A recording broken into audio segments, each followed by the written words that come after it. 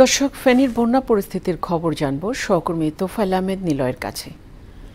নিলয়, জেলার বর্তমান বন্যা চিত্র কি আমাদের জানাবেন?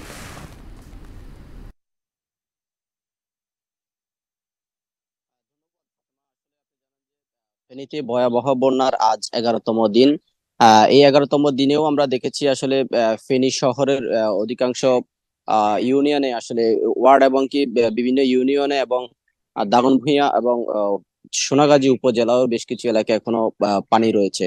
তবে আমরা এখানকার যে চিত্র বর্তমান সে চিত্রটা আসলে গত কয়েকদিনের তুলনায় এখন কিছুটা জনজীবন স্বাভাবিক হতে শুরু করেছে।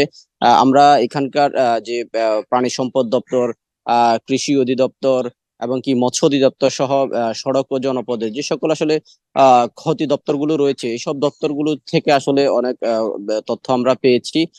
সেই তথ্যগুলো আসলে এই জেলার আসলে যে চিত্র সেটি কিন্তু প্রায় 1400 থেকে 1500 কোটি টাকার মতো ক্ষতি হয়েছে বলেও আমরা এমন একটি তথ্য পেয়েছি। তবে এখানকার যে তথ্যগুলো আসলে সেটিগুলো এখনো পরিপূর্ণ রূপে কিন্তু নিতে পারেনি। এর কারণ হচ্ছে অনেকগুলো অঞ্চলে অনেকগুলো নিম্ন অঞ্চলগুলো এখনো প্লাবিত থাকায়। তবে আমি এই মুহূর্তে রয়েছি ফেনী শহরের 18 নম্বর ওয়ার্ডে। আমার পিছনে দেখতে পাচ্ছেন এখনো আসলে সড়কে পানি রয়েছে। আপনাকে বলে রাখি যে এখানকার যে চিত্র আসলে সেটি আমরা যে কৃষি খাতের যে ক্ষয়ক্ষতি হয়েছে সেটি আমাদের কৃষি অধিদপ্তরের উপপরিচালক মোহাম্মদ একরামউদ্দিন জানিয়েছেন যে কিছু এলাকা এখনো যে পানি থাকায় তারা আসলে পুরোপুরি যে ক্ষতি সেটি কিন্তু নিরূপণ করতে পারেনি। তবে জেলার 30,325 হেক্টর জমির ক্ষতিগ্রস্ত হয়েছে বলে তিনি আমাদেরকে জানিয়েছেন। এছাড়া 1,865 হেক্টর আমনের বীজতলা, 26,000 হেক্টর আমন, 1,854 হেক্টর আউশ আবাদকৃত,